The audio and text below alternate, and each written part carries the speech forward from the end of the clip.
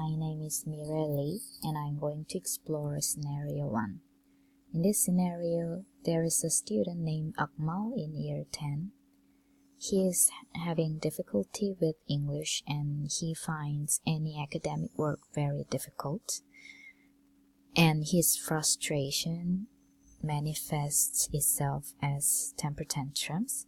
Since he is a big boy, his classmates and teachers are increasingly afraid of him.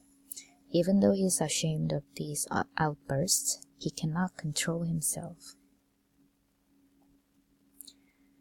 Since Akmal is having emotional behavior problem, I first looked into assault cycle by Breakwell.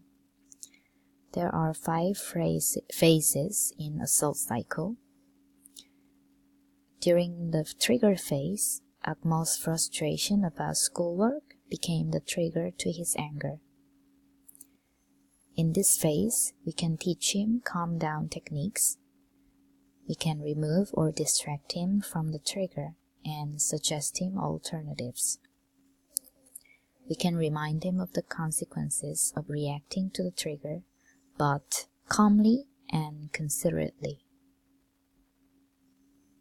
During the escalation phase, the priorities are similar to those at trigger phase, such as removing or distracting him from the trigger, reminding him of any calm down techniques. However, if the teacher is a trigger, we should get help from a colleague. During the crisis phase, Akmal will be unable to think clearly, make rational judgments, or respond to requests and instructions. The priority at this stage is keeping Akmal and others safe. We should clear the audience and also remove additional stimulus such as the whole class. We should remove any objects nearby that may endanger the student or could be thrown or broken. During the plateau or recovery phase, the anger begins to subside, but the student is still at heightened level of susceptibility to triggers. So we should leave at least 45 minutes to an hour before discussing the event. During the post-crisis depression phase, the ability to think clearly and listen begins to return. The teacher managing this part should support him in distinguishing between guilty feelings about himself and remorse about the behavior. Although guilty feelings are harmful, remorse about the behavior could lead to effective responses, such as apologizing and making amends, which may help to rebuild relationships with others or lead to the generation of alternatives to this behavior in the future. There are non-confrontational approaches when we talk to the student after their breakdown. When we approach them, we shouldn't be directly in front of the pupil. We should be less threatening and keep the personal space. When we make facial expressions, it's better not to smile, as this can be misinterpreted. When we make eye contact, we shouldn't demand the student to make eye contact, and we should just keep it natural. When we verbally communicate with the student, we should be considerate and kind. It's better to not use assuming phrases about the student's emotion as if we know their feelings, such as, "I know how you feel." Rather, we should show how his behavior conveys to us. We should avoid prohibitions such as can't or mustn't, and we should frame our language positively and give help and suggestions to the pupil. It's better to check our understanding about the situation to the student, saying, "Let me know if I got this right. You're angry because," or we could invite more information. "I'm not sure if I understand. Could you tell me a little more?" We should use positive affirmations and non-specific utterances to encourage the student to continue. We can offer diversions such as giving him the option to go to splash some cold water on his face. It's better to use sorry sparingly but effectively, saying such as, Akmal, I'm sorry this has happened, or I'm sorry I shouted at you. According to Davis and Fruit, it's better to help the student identify the things that make him angry and the strategies he could use to deal with the trigger, or calming techniques to minimize its effect.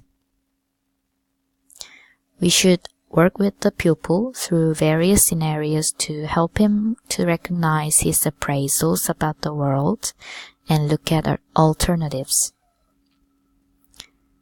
We should develop the pupil's emotional vocabulary so that he can have the language to express his feelings, and he should be able to explore ways of releasing his anger. Cathartic activities can also help. Now we'll look into the Positive Behavior Leadership Model by Rogers. There are 5 principles. First, express joint rights and responsibilities in the roles. Second, minimize unnecessary confrontation and embarrassment. Third, promote the use of appropriate choices. Fourth, discipline respectfully. Fifth, communicate expectations positively. There are preventive strategies. First, we can establish clear rules within a classroom behavior agreement. The rules should focus on the core rights of learning, safety, and respect. Second, we should establish related behavioral consequences. Consequences logically linked to rule infringements teach students justice, accountability, self-discipline, and the protection of individual rights. There are some corrective strategies. We can give him another job to do. The teacher's warm humor can lighten up tense situations. The teacher may find a quiet and private place to talk to him separately and to listen to him. The teacher can direct the pupil to move to a cool-off area to settle down. The teacher may hold classroom meetings to share all students' concerns and suggestions. Now we'll look into support behavior recovery, also by Rogers. Difficult students with emotional behavior disorders sometimes need to be taught how to behave, just as other students need to receive tutoring in language and other academic subjects.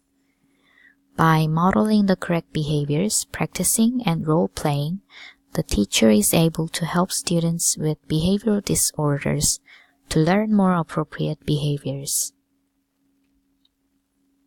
In the first step, we should recognize that teachers are not alone. The school administration and school community should be willing to give more resources for students with emotional problems. In the second step, we should construct the student's behavior profile, the detailed information about the behavior itself, how often it occurs, when it happens, any other contextual factors could help. In the third step, by analyzing the data in the profile, the behavior recovery teacher constructs a plan by first identifying any behavior that is interfering significantly with the safety, learning, or rights of the other students. The desired behavior of highest priority that the pupil with emotional behavior disorder needs to learn is identified. In the fourth step, the teacher shows the student how to conduct the most desired behavior by modeling and role-playing. In the fifth step, during the practice or rehearsal of the skill, the student is assisted by the teacher's encouragement, peers, and by learning self-talk to improve the level of effort.